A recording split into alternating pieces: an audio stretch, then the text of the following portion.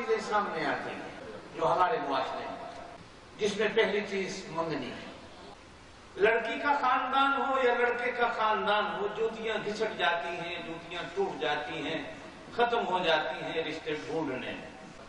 لڑکی والے بھی چاہتے ہیں کہ اچھا رشتہ ملے اور لڑکے والے بھی چاہتے ہیں اچھا رشتہ، جس سے ہمارے بیٹے ہماری بیٹیاں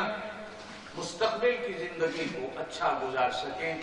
اور دونوں خاندان پیار اور محبت سے چل سکیں۔ وہ ایک الگ چیز ہے کہ کہیں نہ کہیں آگے چل کر انسان ٹھوکر کھا جاتا ہے، لیکن کوشش ہوتی ہے۔ پھر اس کے بعد دوسرا سلسلہ جو ہوتا ہے وہ شادی بیاہ نکاح کا ہوتا ہے۔ شادی کو کس انداز میں کرنا ہے، کتنے مہمانوں کو بلانا ہے، کیا پکانا ہے، کیا کھلانا ہے، کیا تاریخ طے کرنی ہے، باراتی کتنے ہوں گے، بڑے چھوٹے کتنے ہوں گے، وہ ایک الگ طریقہ ہے۔ اور تیسری چیز شادی اور بیاہ میں، اردو میں اسے جہیز کہا جاتا ہے اور بدلنے والوں نے اسے دہیج کہا ہے۔ ہندوانہ رسموں نے مسلمان ماں باپ کو بھی دہیج کی لعنت میں اتنا دبو ڈالا کہ کئی گھرانے اپنی بیٹیوں کو صرف اس لیے گھر لے کے بیٹھے ہیں کہ جہیز کا پیسہ دیں، اور کئی لڑکے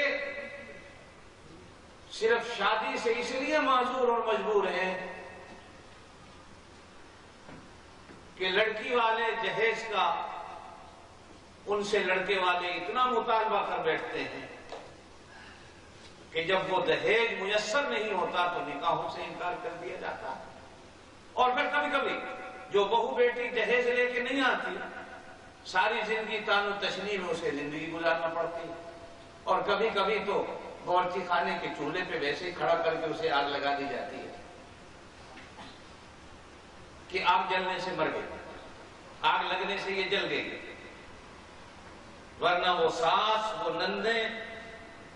صرف جہیز کے نہ لانے کے جرم اور قصور میں اسے چولہے کی نظر کہتے ہیں۔ اور چوتھی چیز جو نکاح اور شادی میں ہوتی ہے وہ بچی کی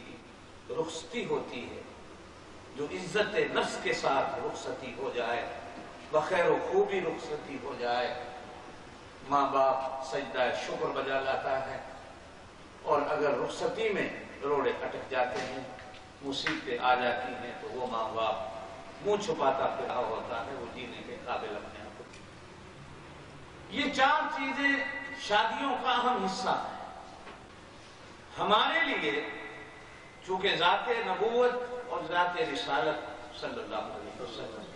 فدا ہونی وابی، میں ساری دنیا کو اپنے محبوب کے جوڑوں پہ قربان کر دوں، ہر کام میں بہترین نمونہ۔